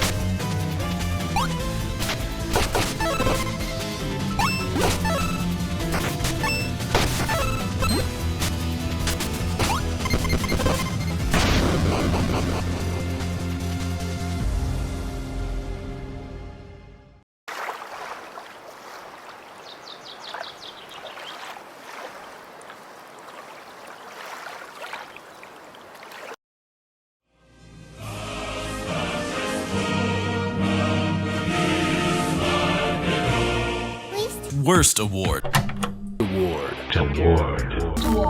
Least Worst Award. Least Worst Award.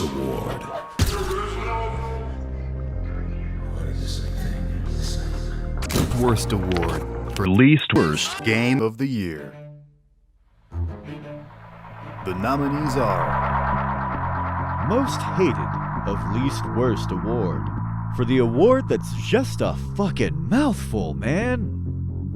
The nominees are The Walking Dead.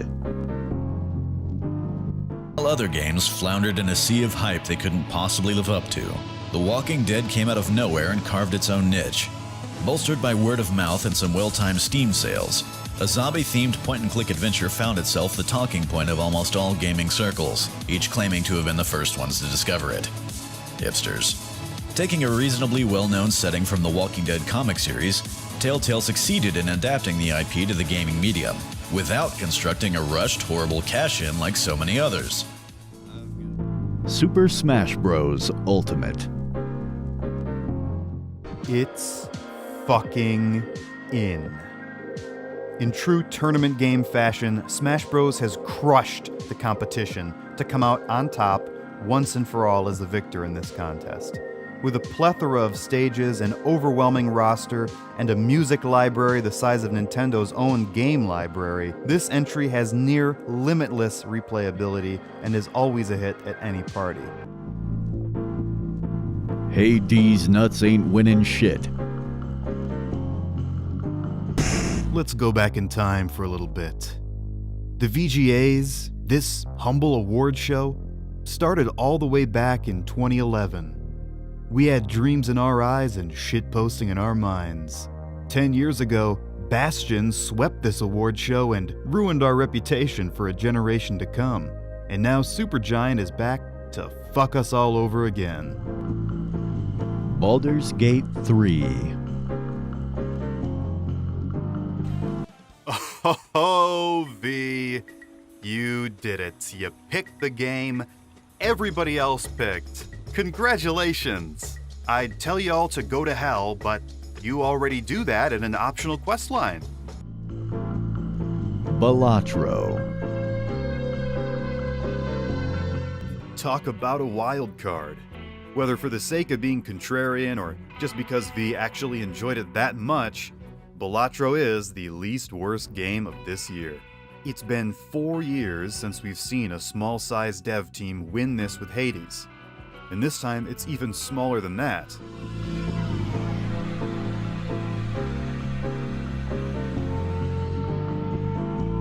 The Walking Dead. The Walking Dead has proven to be both lightning in a bottle and a relic of the era. Helping jumpstart the zombie fad of the early 2010s, The Walking Dead comic book and TV show were basically everywhere, which Telltale deftly exploited by licensing the IP and bringing back the adventure game genre for a new audience. In the drought year of 2012, The Walking Dead Chapter 1 and Telltale were indie darlings, where we only had Tribes Ascend, Hotline Miami, and Sleeping Dogs to keep us going. Elaborate, in-engine cutscenes, dialogue written with heart and emotion, and likable characters combined to make a genuinely unique and fun experience, shining hope for the future during some dark times. But, in retrospect, The Walking Dead helped spread the cancer of games becoming less interactive and more cinematic, where one simply smashes a few QuickTime events to make long-winded cutscenes play. Its episodic format, also novel for the time, has been more recently regarded with disdain, as the game must constantly bend over backwards to railroad players on the one story path the developers had time to write. Along with Mass Effect 3 that same year, it sparked a debate about how much choices should matter in video games, which in 2025 has been distilled into the choice to download invasive DRM to waste a weekend on free multiplayer shooter slop with your friends. Our first ever least worst champion, Deus Ex Human Revolution, won the prize simply by being better than expected.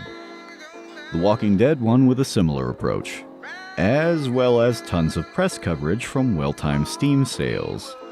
Fuck, it's probably on sale for $2 right now. Go check, I dare you. There were no sweep points in our show back then. It was one vote for one game. Don't blame the past, Anon. Everything seems shinier in hindsight. Perhaps in a different universe, another young upstart could have floated up to the top of the septic tank. Most Hated Award for Most Hated Game of the Year. The nominees are Call of Duty Black Ops 7. It's more fun getting your hands Borderlands 4. when they are into your hands. Vampire the Masquerade Bloodlines 2. Fire! Pokemon Legends ZA. Who gave you that? Assassin's Creed You Shadows. shouldn't be here.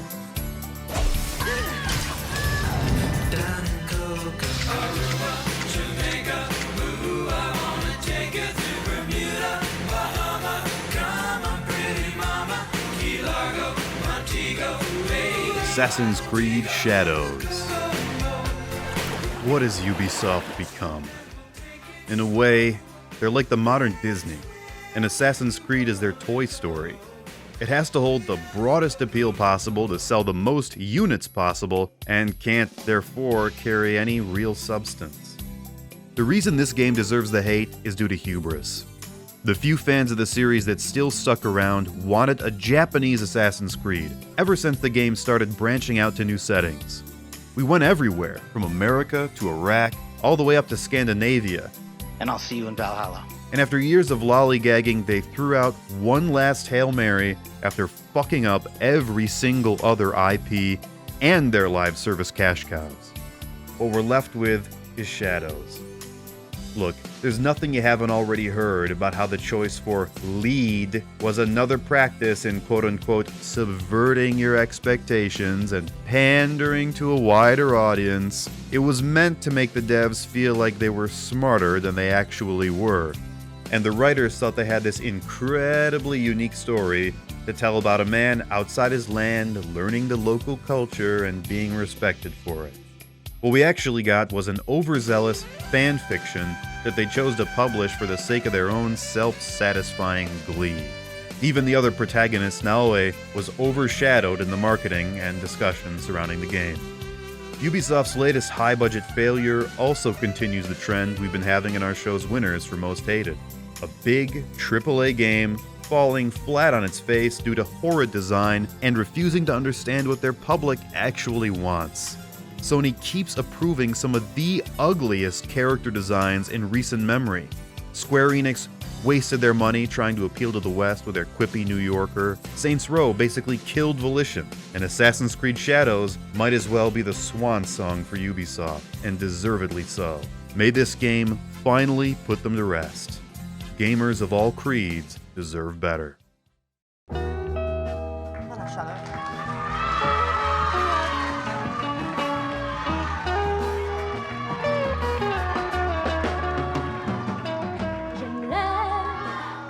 Et je te bouscule, tu ne te réveilles pas comme d'habitude. Sur toi, je remonte le drap, j'ai peur que tu aies froid comme d'habitude. Ma main caresse tes cheveux. You know what they call a quarter pounder with cheese?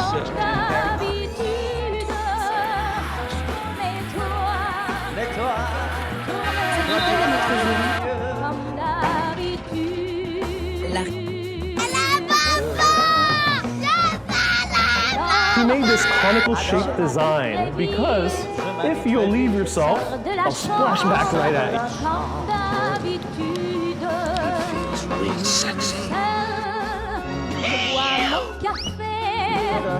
Je suis en retard comme d'habitude. Sans bruit, je brise la maison.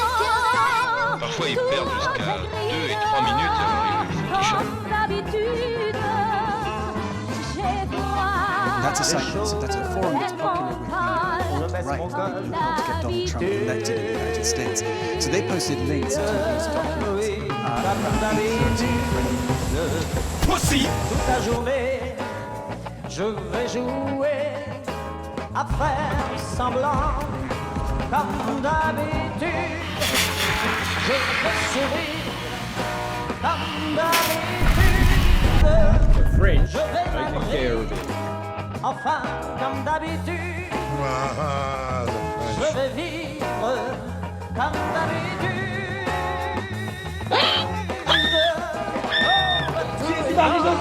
Ah, scheiße! When there was doubt, I had enough. I spit it out. The I adverts pressed changed. it all, and I stood tall, but I did it my way.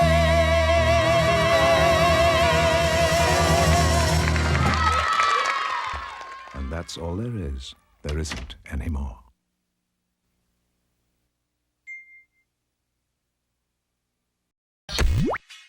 Least Worst Award for Least Worst Game of the Year. The nominees are Dispatch,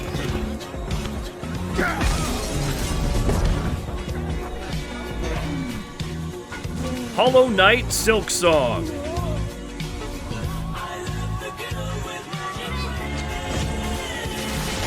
Claire Obscure Expedition 33,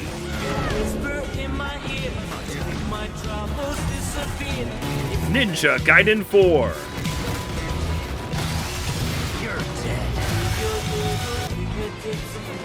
Kirby Air Riders,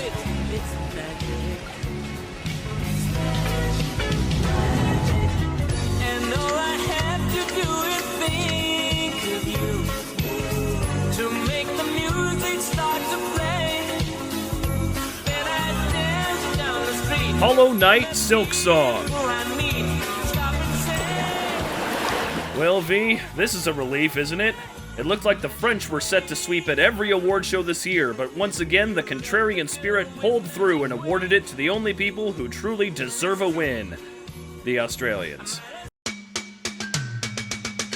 Oh yeah, fucking oath cunt. About fucking time us Aussies win least worst award, eh? Oi, chat. Aussie, Aussie, Aussie. Oi, oi, oi. Hey, wahey, wahey. Let me just say one thing though. While it's a proud moment and all, this game did come from Adelaide, let's be real. Adelaide's a shithole. Everyone knows that Brisbane is where it's at. Brisbane's God's country. Queenslander. Mighty Maroons. Up the Maroons.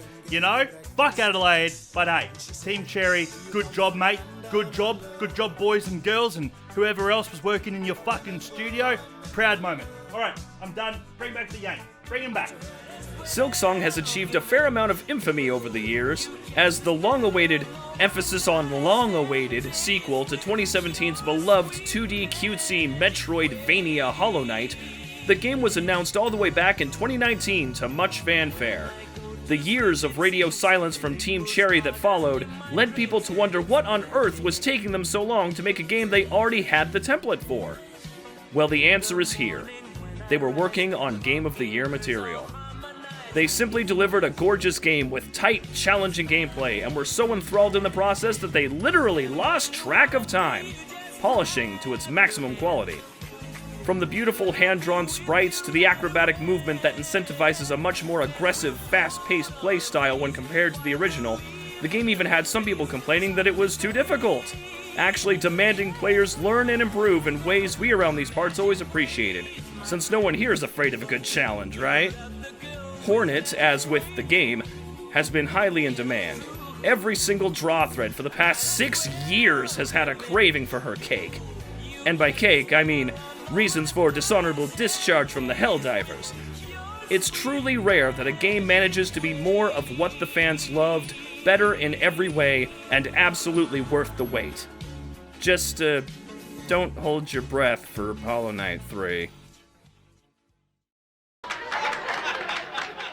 Well, that's it. That's the VGAs this year. Yeah, and I'm proud of them. Unlike last year, this one didn't have a single technical...